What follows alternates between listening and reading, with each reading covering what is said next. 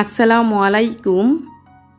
সবাইকে স্বাগত জানাচ্ছি নতুন একটি রেসিপি দেখার জন্য। আজকে আপনাদের সাথে শেয়ার করব ডিম ছাড়া মেয়োনিজ তৈরির রেসিপি।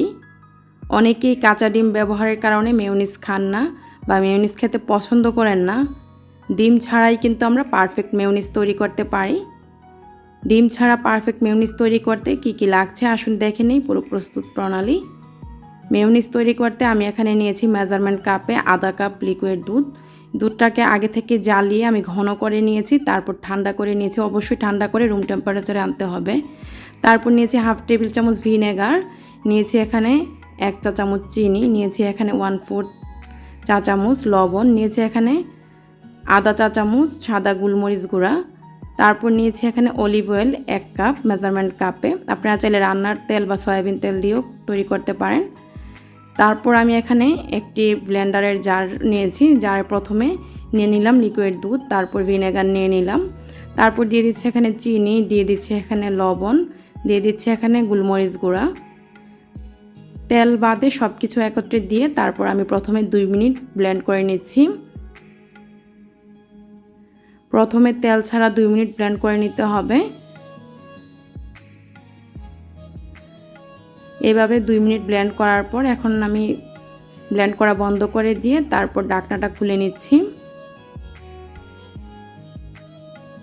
এখন আমি অল্প অল্প তেল দিব আর ব্লেন্ড করব। তেল কিন্তু একবারে পুরোটা দেয়া যাবে না, অল্প তেল দিতে হবে, তারপর ব্লেন্ড করতে হবে।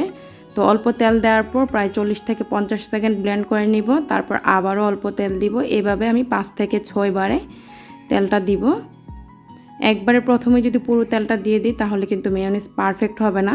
তো এই জন্য অল্প অল্প তেল দিতে হবে, তারপর ব্লেন্ড করতে হবে।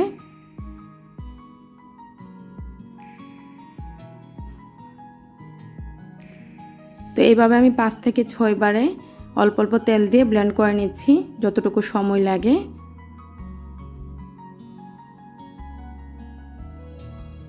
এই যে দেখুন প্রায় এভাবে 2 থেকে 3 মিনিট ব্লেন্ড করার পর ঠিক এরকম হয়েছে থিকনেসটা।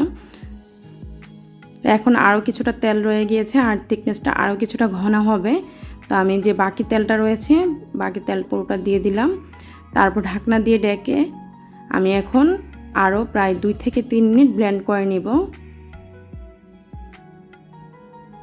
মেয়োনিজ তৈরি করা কিন্তু খুবই সহজ। বাজার থেকে চড়া দামে কিনতে হয়, ঘরেই অল্প দামে অল্প খরচে ঘরেই কিন্তু আমরা মেয়োনিজটা তৈরি করতে পারি। তো 3 মিনিট ব্লেন্ড করার পর আমাদের এখানে কিন্তু মেয়োনিজ তৈরি।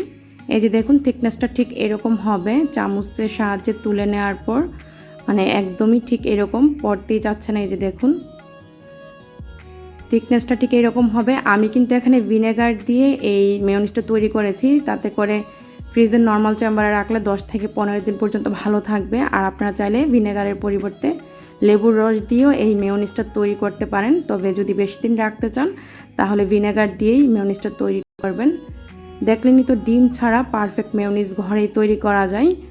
আর যারা কাঁচা ডিমের ভয়ে মেয়োনিজ খেতে চান না তারা কিন্তু খুব সহজেই এই মেয়োনিজটা তৈরি করতে পারেন। মেয়োনিজ তৈরি করা কিন্তু মাত্র 10 মিনিটের ব্যাপার, এর চেয়ে বেশি সময় লাগে না। অবশ্যই তৈরি করে ঘরেই বানিয়ে নেবেন। আর আমি এখানে অলিভ অয়েল ব্যবহার করেছি, আপনারা চাইলে অলিভ অয়েল পরিবর্তে সয়াবিন তেল দিয়েও তৈরি করতে পারেন। তবে যেহেতু আমরা কাঁচা তেলটা খাচ্ছি তাই অলিভ অয়েল দিয়ে তৈরি করলে এটা স্বাস্থ্যসম্মত হয়। আমি স্বাস্থ্যসম্মত উপায়ে আপনাদেরকে মেয়োনিজটা তৈরি করে দেখিয়েছি। আশা করি ভিডিওটি আপনাদের উপকারে আসবে। ভিডিওটি যদি ভালো লাগে লাইক শেয়ার দিয়ে সাথেই থাকবেন। আজকের এই ভিডিওটি দেখার জন্য আপনাদের সবাইকে অসংখ্য ধন্যবাদ।